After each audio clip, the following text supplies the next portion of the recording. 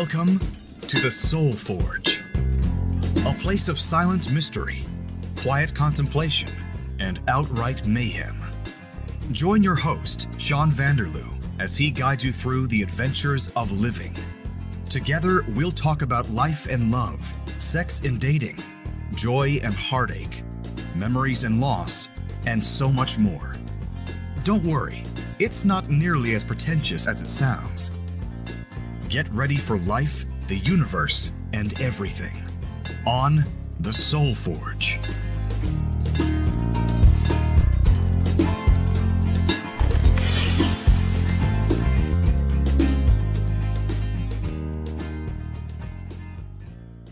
Well, hello there, and welcome to a very special episode. It's episode 25 of the Soul Forge podcast. I am so glad you're here, so glad you could make it. We have an exciting show in store for you right now. Once again, I'm your host, and a little bit of feedback from episode 24. It's very exciting. Actually, several bits of feedback.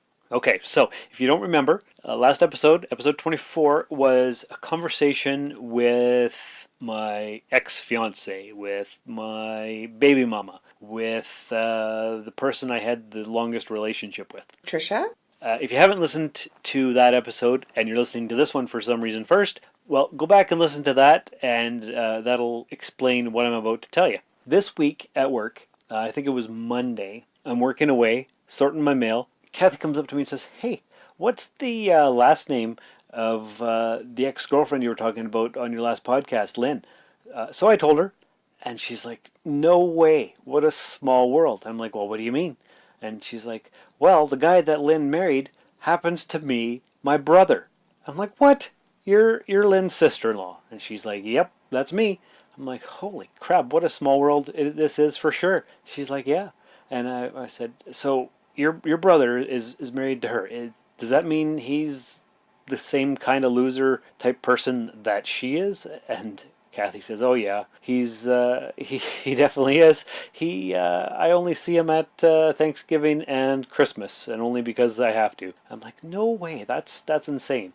So Kathy listens to my podcast and she loves it, and we're connected in some kind of mystical way because of family connections and whatever. So that was kind of interesting.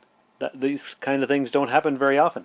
So not only that, but this morning I woke up and I was checking Facebook like I do in the morning, and I came across an amazing response or comment, I don't know what you want to call it, response, critique, feedback.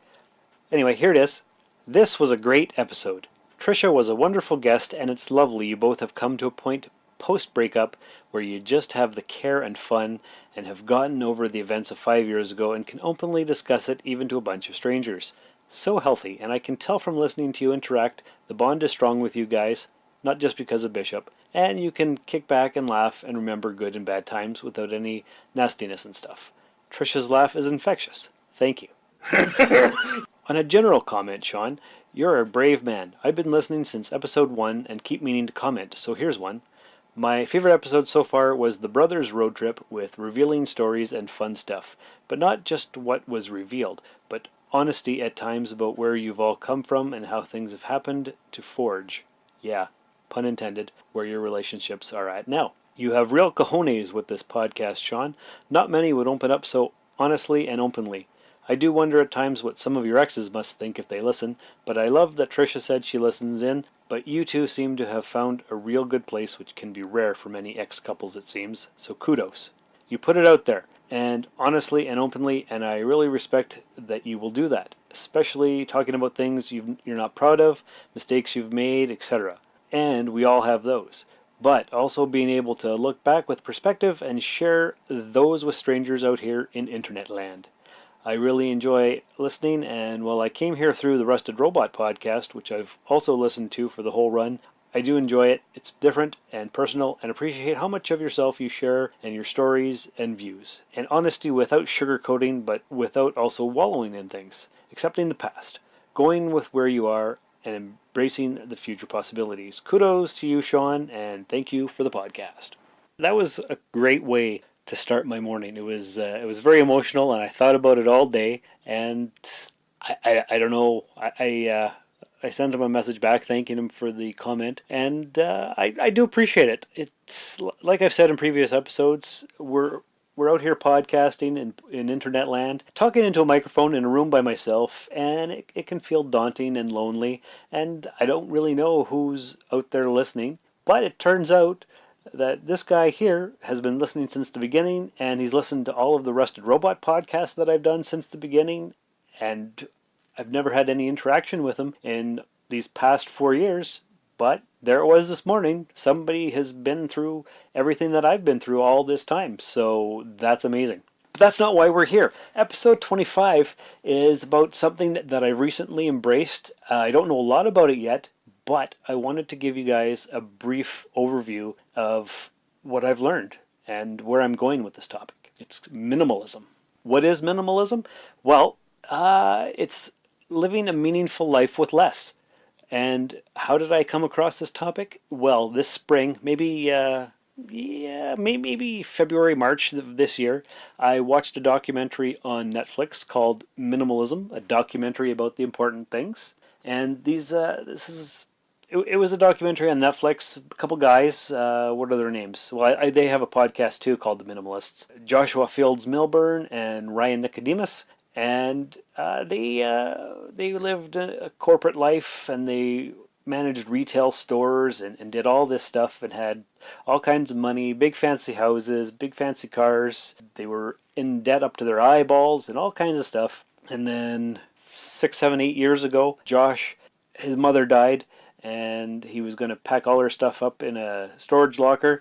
And he took a look at his life and realized he didn't want all her crap. He lost his wife the same month, I guess it was. He's told this story so many times on the podcast that I should know it off by heart. But anyway, his mom died, and then his wife left him, or they broke up, or something happened. And he decided to get rid of his debt, start getting rid of his things, and he did. And then his friend Ryan saw what he was doing, and Ryan had a packing party and packed up all his stuff and only unpacked over the next month what he needed to use. And it turns out he didn't need 90% of his things. So they spent a couple years making this documentary, and they've gone on tour all over the world and done all this stuff, and they've got a blog and a website, and they've written 3 books. This spring I watched their documentary, and it really hit me hard. It was like a gut punch, I guess. It made me take a look at my own life and if I'm living with intention and all these things. And I realized that I'm probably not really living up to the potential that I could be, because my house is filled with so many things. I've been a collector, like I've said, pretty much all my life. 30 or 40 totes of Star Trek, Star Wars, and comic book collectibles. You name it, and I've probably got it. And it's all in boxes, all in the basement, not on display. Probably 10 to 15% of my stuff has ever been on display at one time. And why? What am I doing with all this stuff? Nothing. It's just sitting in a box. The boxes are collecting dust. Even the collectibles that I have on display are collecting dust because I don't look at them all that often. So I had to really take a look at what I was doing with my life. What I did was, after watching this, I tweeted out to the world, I just watched a documentary on minimalism. I think I'd like to try it. And I did not get much support. I got a lot of laughter and whatnot from people who know me. Oh, there's no way you could be a minimalist, and so on and so forth.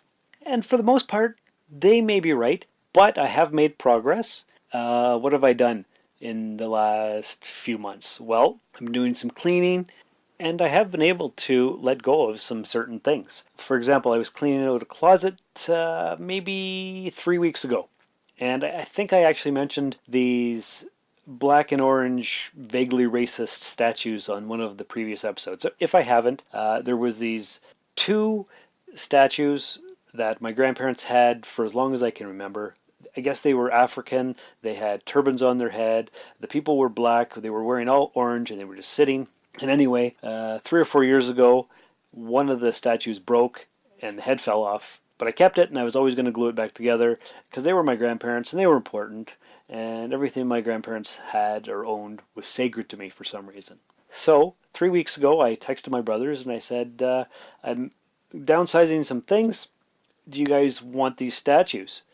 Do you guys remember them?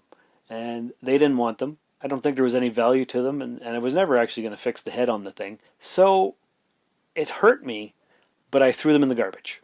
And that was a great big step because I miss my grandparents a lot, and I have a lot of good memories. And well, what am I doing with these things? Nothing. The statues were in a box in the closet, and I hadn't looked at them in about 2 years. I was like, oh, I guess I don't need to keep every last thing that has sentimental value for some reason. They're not important to my life. They're not even nice looking statues. I put them in the garbage bag, took the garbage bag out, and they were gone. I could have kept the one that was in good shape, but I didn't. It went away. My brother came up here 2 weeks ago maybe, and I sent him back with all kinds of things. I sent him back with end tables that were my grandparents', the record player that was my grandfather's, old antique vintage metal minnow traps that were my stepdad's. You name it, anything that I could get rid of, I got rid of. I gave him a box of hockey action figures that were my mom's. I gave him shelving units that I had but I wasn't using, and I could have sold them, but I gave them to him. And I filled up his truck, and off he went. And I said, "Here you go. You can split it up with our other brother, or you could throw it out, or you could sell it, or do whatever you want." Some of the stuff was I wouldn't really call it heirloom stuff because those coffee tables were pretty crappy and wobbly, but they were from the family, and all the people who owned them are all gone now, and so I was left to be the caretaker of things, and I didn't want to just throw them out. So is it minimalism? I'm not sure, but I don't have it anymore, and I don't care what happens to it. It's gone, and that's really all that matters. I guess an important aspect of minimalism is only bringing into your life what you find value in. And they talk about that a lot on their podcast. And they say don't buy things that are for just in case or just for when. If you're going to go buy something, don't go into debt to buy it. I wish I would have known about minimalism years ago. I'd heard of it vaguely because I remember hearing that Albert Einstein owned only enough stuff that he could carry it around in a suitcase or something. I don't know if that's true. I've never actually looked into the validity of that or whatever, but I always liked that idea. Just having enough stuff to get by, not being burdened by a million different things. And I don't know if I could live like that because I've always had stuff. I've always had books and action figures, collectibles. I've moved so many times, and all these totes have come with me here and there and everywhere. And I've got stuff from 30 and 35 years ago. So many things, I don't even know what to do with them. So I've started selling some of the things off. An important lesson of minimalism is not going into debt to buy things. So they say, if you're going out to dinner, don't put it on a credit card because you're going to pay interest on the credit card. So that $60 dinner ends up being $70 or $80 worth if you don't pay your credit cards off right away. And so I've taken that lesson, and I've been applying it to my own life. I've pretty well stopped collecting things. Like, I was a big collector. I had so many things. I do have so many things. It's overwhelming, and it's a little daunting trying to now downsize my collections of things. The easiest way would just be to give it all away. But there's a lot of value in the stuff that I have, and some of the things I want to keep, and some of the things I'd like to sell, some of the things I could probably donate. Like, for example, 3 or 4 years ago, I went on this kick where I wanted to have a bunch of movie memorabilia. So I got some heat lights. You know those lights that they have at a movie set? I guess they're so bright they take all the shadows away. So I got a couple of those, and I got a bunch of film reel canisters and whatnot, and they've just been sitting in a box forever. So I looked at them the other day, and I kept one tin and one metal film reel, but all the plastic ones, I just threw them out. They're gone. I threw out my grandparents' old Polaroid camera. I think it was my grandparents. I don't even know whose it was. It's just something that I had in a box.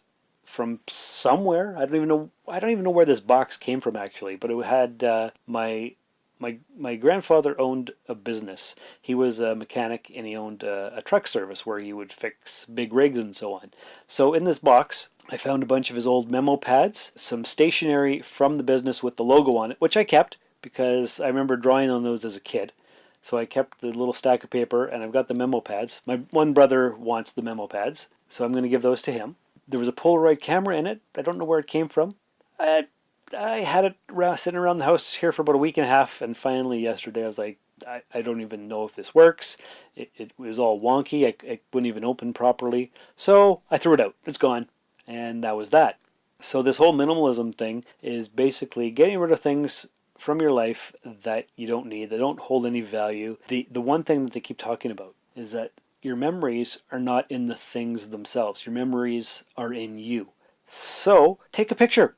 Take a picture of the things, but don't print out the picture because then that's just more stuff. Scan it. They're big into scanning parties. Scan all these pictures. You can label them. You can get an external hard drive. You can do all this kind of stuff, but you don't need the physical stuff. Don't keep receipts. Scan it. Put it in your computer. They're big on that. If you watch their documentary, I think it should still be on Netflix. You see all these people from different walks of life. There's a guy and his wife with 6 kids, and they're all minimalists. And then there's the whole tiny house movement. And there's a lot of different things. Where am I in all of this? Well, I've got a lot of crap still. And what I do need to do is go through the totes one by one and start selling off the things that I don't want. And I'm going to do that. That's my plan. But in the meantime, I've stopped buying things. Christmas is coming up, and usually I see all these things that I want in the store, and I'm like, oh, I got to have this, I got to have that. But now that I've stopped buying things and I've decided to stop collecting, it's so hard to know what I want. It's kind of jarring, I guess, is the best way to put it. What do I spend my money on? I guess I don't spend my money. I guess I save it and pay down my debt. And they're big on that too. Don't start saving for retirement unless you've paid off your debt. Don't buy anything that you can't pay for with cash. And they're big on that too. Both of them don't own a house, these minimalist guys. And what they're saying is if you're going to buy a house, save up at least 50% of the money and only get a 5 to 7 year mortgage. So if you're going to buy a car, save up the money and pay for it in cash. And pay down your debt. If you have to get a second or third job, do it. You have to make short-term sacrifices for long-term gains. And this stuff I'm just really starting to get into. I've listened to maybe half the episodes of their podcast. I think I listened to episode, maybe 66 today, and I think they have 107 as of this recording. I don't know. It's a new experience for me. I'm not a minimalist yet. I guess I'm going on a minimalism journey because I've always been a maximalist. I remember always taking things that people would give away. Do you want this? Yes, I do. It didn't matter what it was. When Trish and I were moving from one house to another, the house we were moving to was about half the size of the house we were currently in. The house we had was 3 bedrooms. It was just a rental, but it was 3 bedrooms. It had a huge rec room with a secondary rec room off of it with all my collectibles in it. It had a big dining room and living room and a separate kitchen, and it was just amazing. And when we first moved in there, we had hardly anything to fill it with. Every time somebody was giving something away, we would say, sure, we'll take it. But then when we were moving, I don't know how many loads we took to the dump because the stuff we had, it was serviceable, but like old chairs, old couches, old tables that we would use for whatever. But it was all garbage, and most of the stuff didn't fit. So we took so many loads to the dump. One of the things the minimalists say is just because you have a space, it doesn't mean you have to fill it. And I'm like, wow, I guess that's true. Just because I have a spare room doesn't mean I need to fill it with all kinds of things. That's where I am right now. I'm not taking anything extra. I'm getting rid of as many things as I can, donating whatever I don't need. I'm going to start going through the totes and selling things off and going through all my collectibles and seeing the few things that I do want to keep and what I don't want to keep. It's going to be a several years long journey, but I've already started. and it's kind of scary, it's kind of exciting, but we'll just have to see where it goes. So that's just a really brief overview of what minimalism is and my journey through the first little parts of it. Don't really know too much about it yet, just learning as much as I can, trying to be more intentional with the things that I bring into my life, and just being more self-aware. And I think that's important for everybody. What I'd like to know is, are any of you going on a journey? Some kind of a new adventure? Something scary? If you do, I'd love to hear about it. Tell the SoulForge listeners your stories. You can send an email, you can send an MP3, you can just comment on the Facebook page like the guy I was talking about at the beginning of the episode did. I just love hearing your stories, what you have to say. Any feedback is great feedback. Just want to say how much I appreciate you guys being on this journey with me. I'm not fully formed yet. I don't think anybody is. I don't think anybody wants to be. We're all learning and experiencing life as we go. It's exciting, it's scary, and we don't know where we're going to end up. And does it matter where we're going to end up? No, as long as we keep trying to be the best that we can be, that's what counts. So, this has been a special episode 25. I can't wait to talk to you guys next time on episode 26. If you'd care to leave some feedback in the iTunes store or the podcatcher of your choice, that is definitely appreciated. And remember, strong people rarely have an easy past. This has been another episode of the SoulForge Podcast with Sean Vanderloo. If you'd like to contact the show, email us at soulforgepodcast@gmail.com. We are SoulForgePod on Twitter. You can follow Sean on Twitter and Instagram at Darth Vaderloo. Please rate and review us in Apple Podcasts or the podcatcher of your choice. To support the show for as little as $1 a month, visit patreon.com/Darth Vaderloo. Thanks for visiting the Forge. We will see you for the next episode. We spend so much time on the hunt, but nothing ever quite does it for us. And we get so wrapped up in the hunt that it kind of makes us miserable. Black Friday shopping mania is still playing out tonight at malls across America. High hopes of saving some big bucks on those holiday gifts. Stores filled to the brim. In some cases, it did turn violent. We've, as a culture, have lost our minds. There's no question that what it means to have achieved the American dream has increased tremendously in material terms. This is not something that just happened yesterday. This is something that has been sold to us over the past 100 years by those that want to make a whole lot of money. Now that's what I call a good-looking car. You have this thing that you were obsessed about, but then the new version comes out, and now you no longer care about the one you have. In fact, the one you have is a source of dissatisfaction. People are beginning to recognize that they've maybe been tricked. There is no out until you become aware. You're not going to get happier by consuming more. Ready? I was born ready. There's nothing wrong with consumption. The problem is compulsory consumption. We're tired of it. We're tired of acquiring things because that's what we're supposed to do. When I heard about minimalism, it wasn't about just getting rid of my stuff.